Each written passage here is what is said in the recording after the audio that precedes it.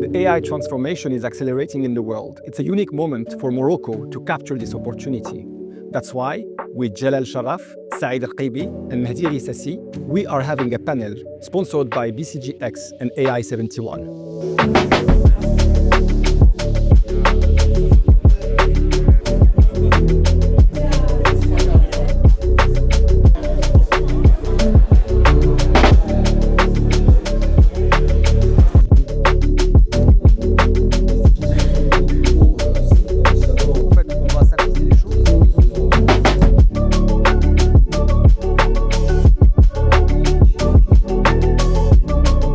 So it's wonderful to be here and to share this panel with a few friends, including my lifelong friend Hamid.